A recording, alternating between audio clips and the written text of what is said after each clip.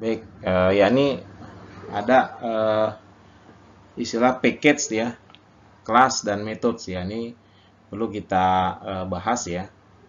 Apa itu package ya? Nah, package ini merupakan kumpulan dari kelas ya, atau kumpulan dari methods, atau yang bisa kita definisikan sebagai berupa paket ya, package ya, atau variabel ya. Nah di sini yang package yang kita butuhkan di sini ada Java.io ya, atau Java input output ya. Ini kita butuhkan ya, Java input output. Nah ya, ini kita harus kita butuhkan. Yang kedua, salah satunya nanti kita butuhkan di antara satunya ini, silakan memilih ya antara Java.io atau Java.util.scanner. Di ada Java.util.scanner merupakan suatu package juga yang memang kita butuhkan dalam proses input output ya, atau dalam fungsi masukan. Yang kedua ada kelas ya. Ya, ini kelas ini merupakan sudah kita bahas ya di sebelum-sebelumnya. Ya, ini kelas kumpulan dari methods atau kumpulan dari atribut. Nah, di sini kelas yang dibutuhkan adalah input stream reader dan buffered reader. Jadi ada dua kelas yang kita butuhkan. Nah, kalau yang java.io ya, ini pasangannya atau turunannya adalah kelasnya input stream reader dan buffered reader. Ya, kalau java.util.scanner adalah turunannya adalah scanner kelasnya. Begitu juga metode atau fungsinya. Readline sama nextLine berbeda ya. Readline untuk yang input stream reader ya, dan buffered reader, readline, nextLine untuk yang scanner.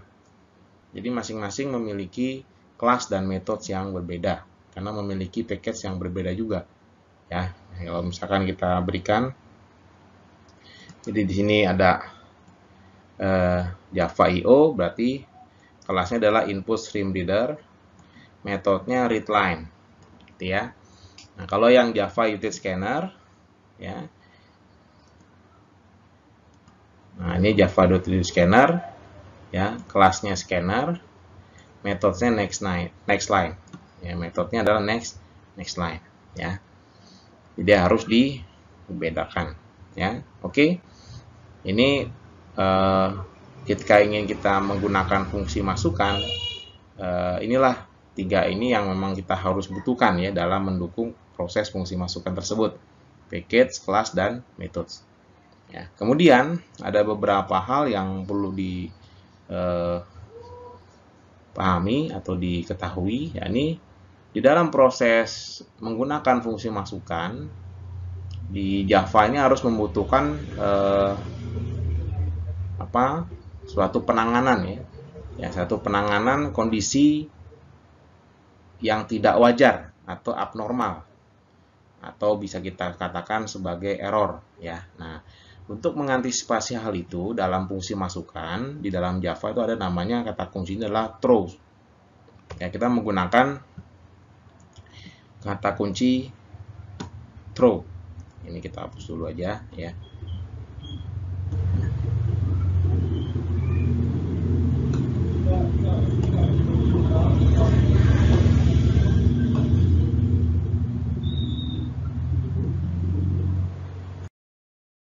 Apa yang dimaksud dengan throws itu ya? Throws ini merupakan kata kunci yang dimana kita bisa gunakan kata kunci throws ini untuk menangani kondisi yang tidak wajar, ini abnormal ya, menggunakan exception ya, Java.io exception. Jadi untuk mengendalikan ya suatu kondisi yang nanti sifatnya tidak wajar dan ini abnormal atau error ya. Ada runtime error, yakni kesalahan-kesalahan yang terjadi pada saat program dijalankan, nanti tentu membutuhkan yang namanya fungsi ya. Nanti kita akan butuh namanya Java exception ya, Java.io exception ya, nanti kita akan gunakan. Jadi ini perlu diketahui ya, jadi tidak hanya mengetahui, jadi untuk menangani ya, proses handling ya, proses penanganan bentuk error ya, atau bentuk yang tidak wajar ketika program dijalankan. Ini kita harus menghadapi hal itu Ya, ini mengantisipasi menggunakan exception ini ya, exception Java IO exception. Ya, ini suatu bentuk pengendalian. Ya. Kemudian contohnya kita menggunakan contoh yang pekan lalu ya. Nanti silakan Anda gunakan atau lihat lagi video instruksional sebelumnya di pekan kedua. Di sana kita sudah membahas mengenai inheritance, ya, pewarisan sifat. Ada kelas persegi dan kelas kubus. Nah, di sini saya akan hanya membuatkan main-nya karena kita hanya membutuhkan fungsi masukan diterapkan ya atau digunakan pada main. Ya, karena nanti kita membutuhkan fungsi masukan itu nanti ketika program dijalankan kita membutuhkan fungsi untuk menampung inputannya. Yang nanti kita akan berikan ke metode yang ada pada subclass maupun pada parent class maupun pada child class. Kan kemarin ada kelas persegi sama kelas kubus. Ya, nah ini salah satunya kita menggunakan ini ya fungsinya. Ya, nah ini yang pertama saya jelaskan dulu sebelum masuk ke shortcode-nya ya. Di sini ada public class inheritance beraksi IO. Ya, perhatikan di mana penggunaan kunci throw ya, throw di sini IO exception. Nah, ini fungsi yang kita gunakan untuk menangani ya kondisi yang tidak normal atau tidak wajar. Ya, ini error. Ya, nanti perlu tidak Pak diketik throws IO exception. Nanti akan Java akan memberikan suatu notifikasi ya. Jadi Anda mengetik saja dengan sewajarnya, artinya yang sudah disampaikan di pekan-pekan sebelumnya. Ya, public static void main string airgas, Anda ketik seperti itu biasa. Nanti Java akan memberikan arahan ya. Yakni editor NetBeans akan memberikan notifikasi bahwa Anda harus membutuhkan penanganan untuk mengendalikan suatu kondisi yang tidak wajar tersebut. Yakni dengan menggunakan IO exception ya. Nanti kita akan praktekkan langsung ya. Kemudian deklarasi kelasnya di sini input stream reader key. Perhatikan, ini adalah kita instansiasi objek. Kita membuat objek di dalam kelas input stream reader. Objeknya apa namanya? Objeknya namanya key. Ini key. Ya. Nah, jadi objeknya key sama dengan new input stream reader buka kurung system.in. Nah, ini dia ya. Kenapa disebut dengan fungsi masukan ini? Di sini kuncinya system.in.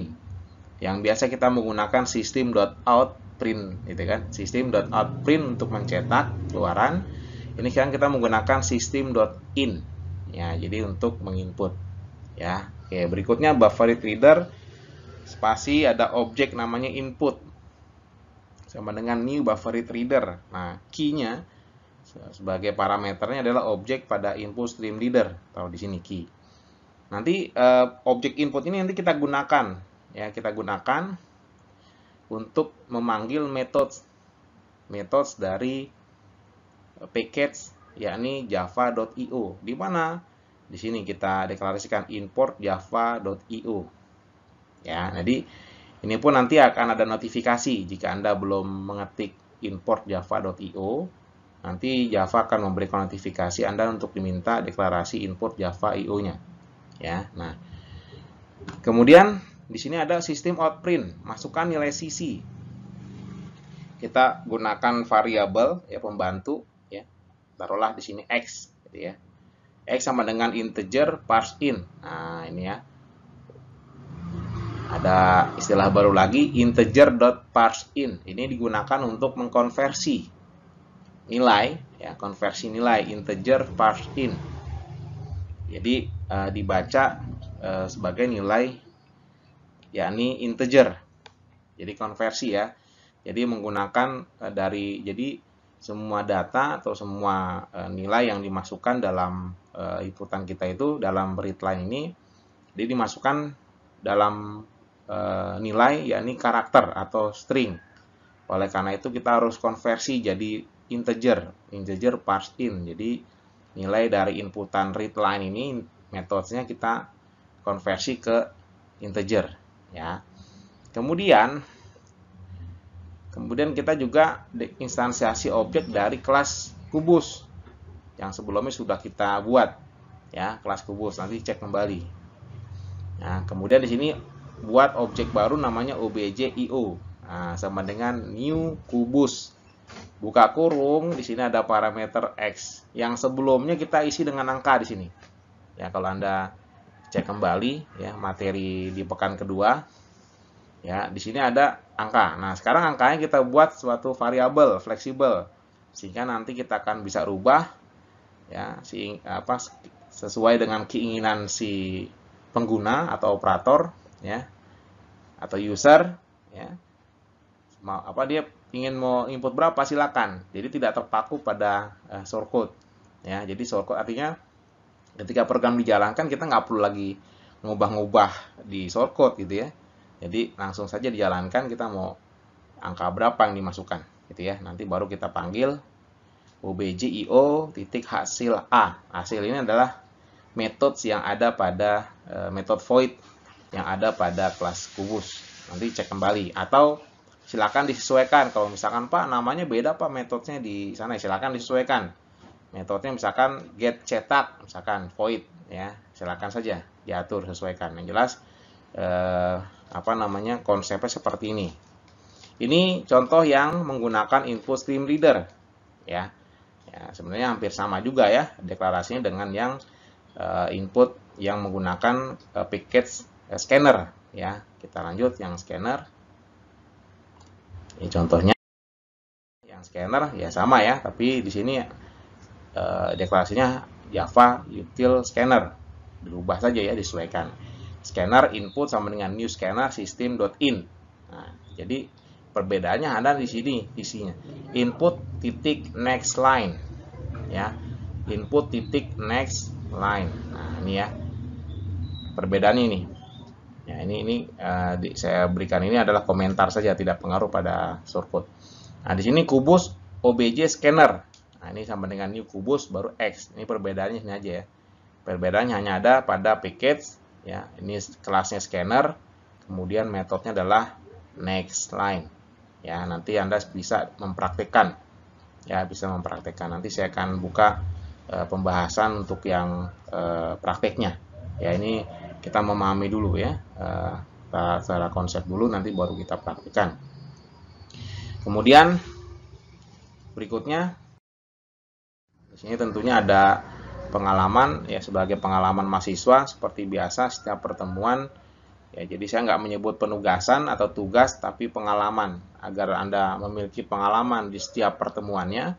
Tentunya saya memberikan yang namanya latihan ya, karena namanya praktik harus latihan ya. Di pertemuan awal pertemuan sudah disampaikan bahwa jika Anda ingin berhasil ya, ingin menang di suatu pertandingan, taruhlah misalkan Anda ingin bertanding sepak bola, tentu harus banyak latihan ya untuk menghasilkan nilai yang optimal atau maksimal ya, supaya menang ya kan.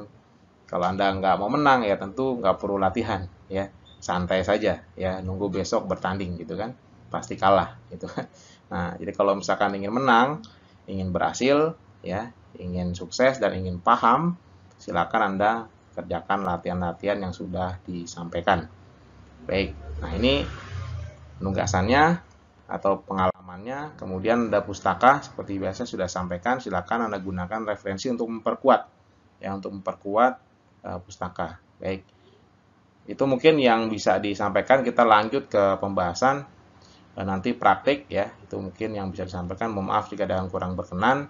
Saya akhiri. Assalamualaikum warahmatullahi wabarakatuh. Lanjut ke pembahasan praktik ya.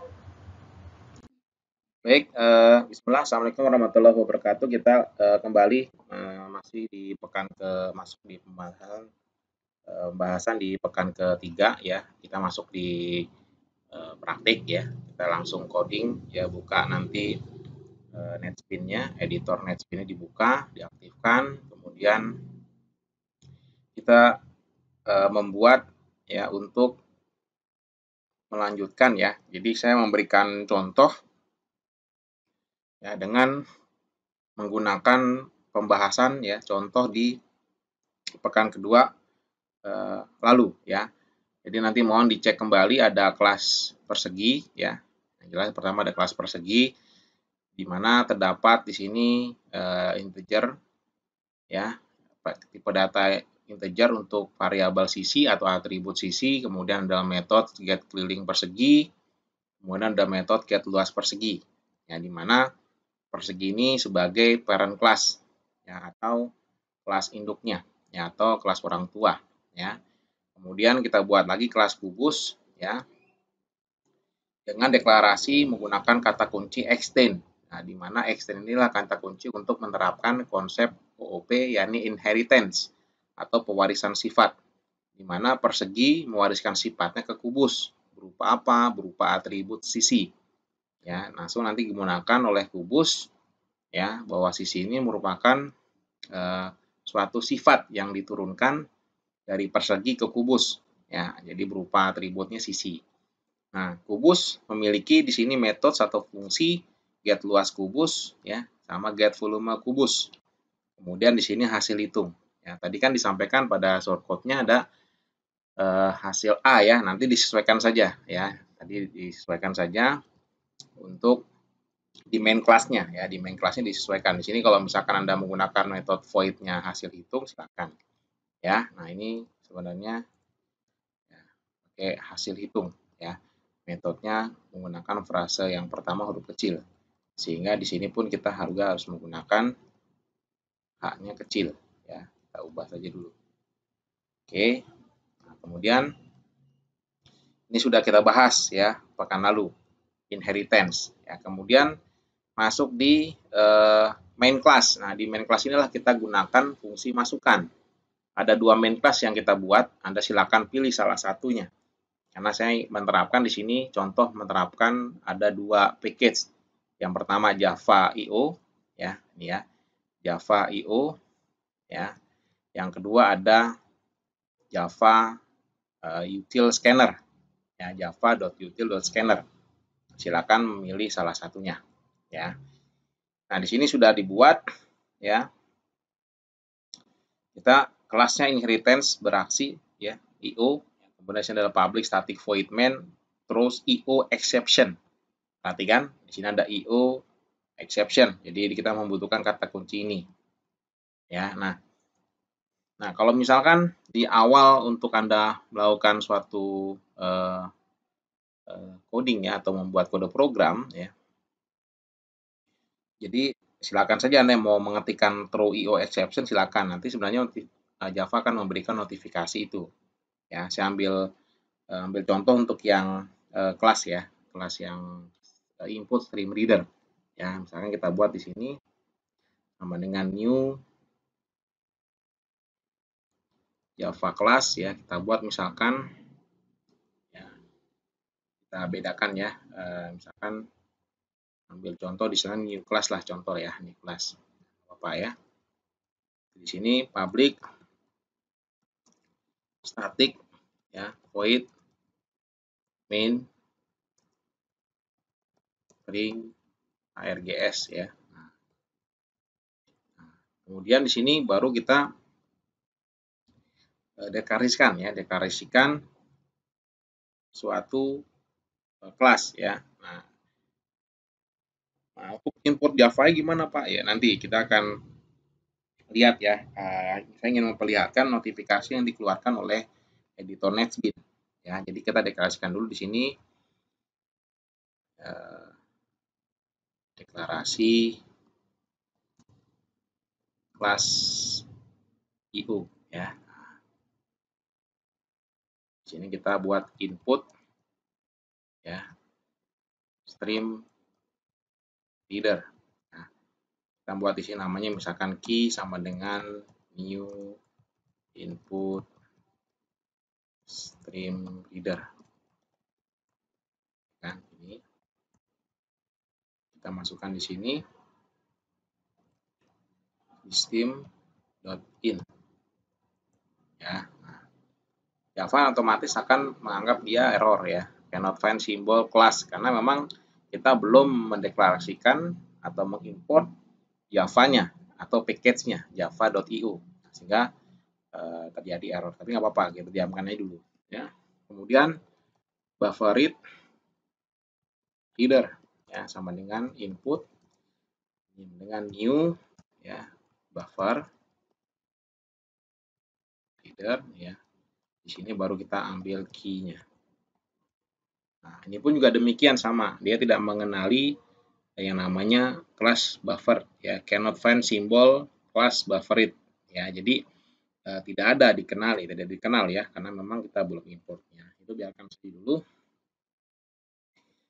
Kemudian ya, ini kita klik ya, nanti baru Anda di sini ada muncul add import for Java IO.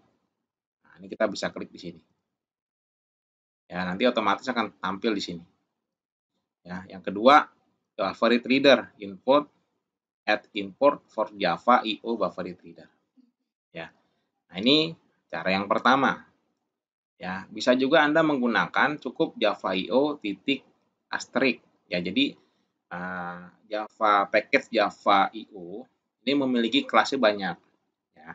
Nah, untuk kita mengambil semua kelas yang ada pada Java IO, maka menggunakan asterisk atau bintang. Ya, kita bisa cukup menggunakan ini sebagai import ya Java titik IO titik. Nah, perhatikan ya, saya ulangi ya, Java titik otomatis sudah membantu IO ya, titik lagi. Nah, di sini Anda cukup memberikan asterisk titik koma.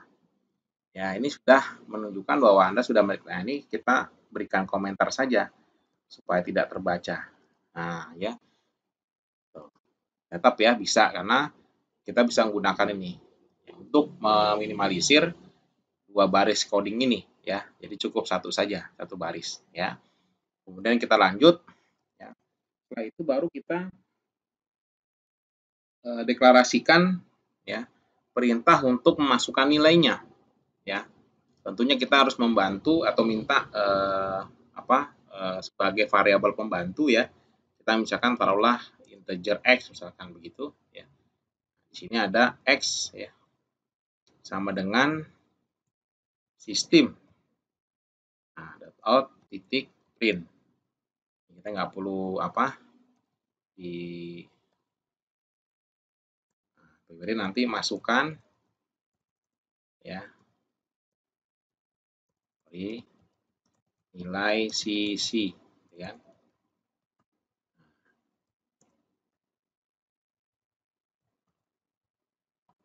Nah, gitu ya. Nah, masukkan nilai CC.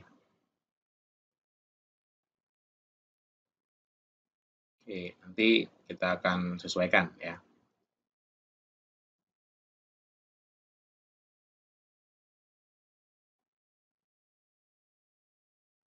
Kemudian ya. Nah, di sini sistem masukkan nilai CC ya, ini sistem outprint masukkan nilai CC ya. Di sini adalah x sama dengan ya integer titik ya parse in. Nah, ya. Ya, baru di sini masukkan ya nilai tersebut ya. Nanti bisa kita bukan untuk nanti menampung ya nilai dari inputan ya, dari masukan inputan berupa misalkan di sini x misalkan nih input read line ya. Jadi kita menggunakan input read line.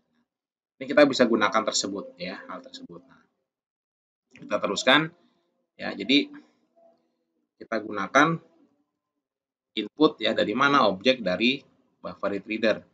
Jadi input titik sini ada read line. Nah, ya. Perhatikan di sini ada error, Pak. Misal errornya kita lihat saja di sini. Nah, perhatikan ya. Unreported exception IO exception must be. Nah, jadi harus mendeklarasikan IO exception tersebut. Nah, berarti kita harus membutuhkan kata kunci true ya yang digunakan untuk mengendalikan yang tadi kondisi yang tidak wajar tadi atau error.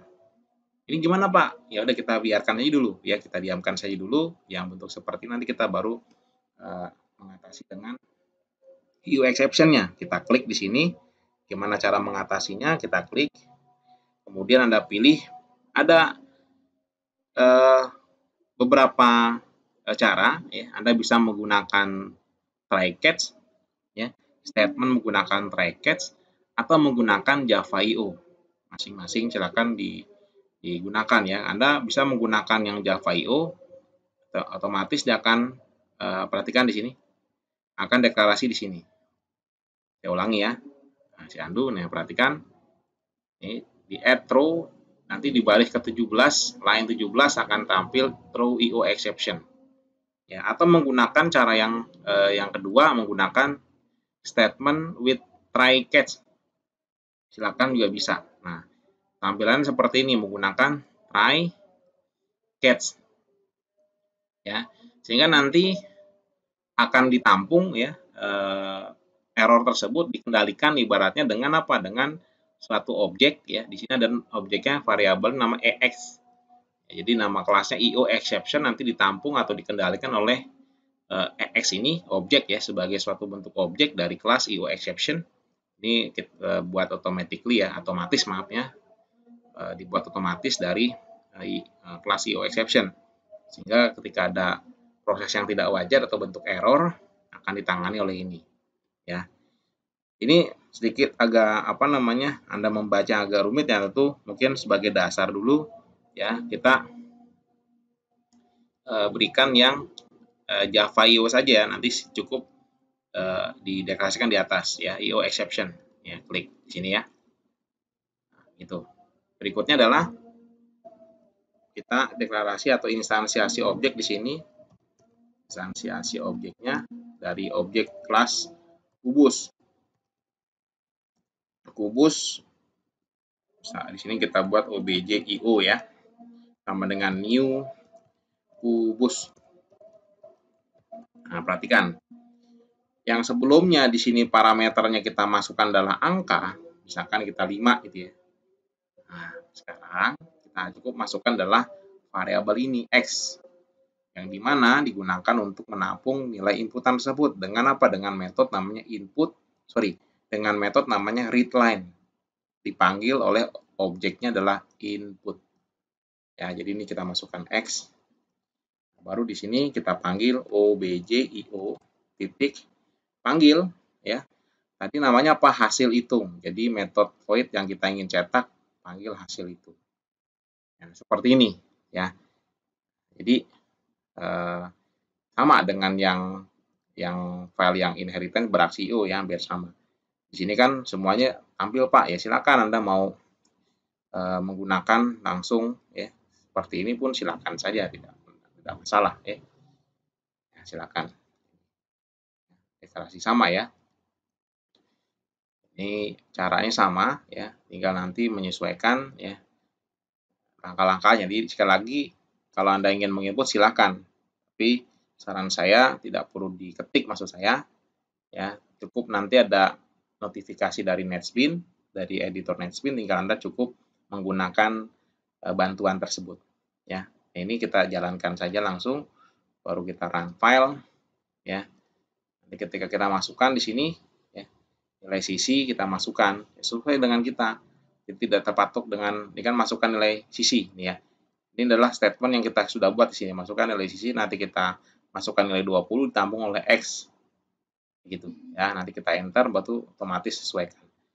Jadi tidak terpaku, tidak langsung nilainya tetap di sini. Jadi nilainya kita bisa fleksibel ketika proses masukannya. Gitu ya. Begitu juga dengan yang scanner ya, sama ya. Prosedurnya sama. Jadi scanner di sini dia cukup menggunakan java.util.scanner. Jadi dia tidak menggunakan exception atau proses pengendalian dari inputan, karena di sini tidak menggunakan IO exception. Perbedaannya ada di situ. Ya, perbedaannya di situ, dan menggunakan metodenya adalah next line. Ya, metode next line scanner, di sini ada Java util scanner, tapi tidak menggunakan exception. Ya, silakan nanti Anda memilih mau menggunakan scanner, silakan menggunakan kelas yang IO ya, Java IO atau Java util scanner pun silakan, tidak masalah. Yang jelas Anda memahami dan mengetahui, memahami fungsi masukan. Ya, itu mungkin yang bisa disampaikan ya. Nanti silakan kerjakan atau sebagai bentuk pengalaman Anda untuk materi di pekan ketiga ini supaya Anda bisa memahami dan mengetahui dan memahami fungsi masukan di pemrograman Java. Mungkin itu yang bisa disampaikan. Mohon maaf jika ada hal yang kurang berkenan. Saya akhiri, saya tutup. Assalamualaikum warahmatullahi wabarakatuh.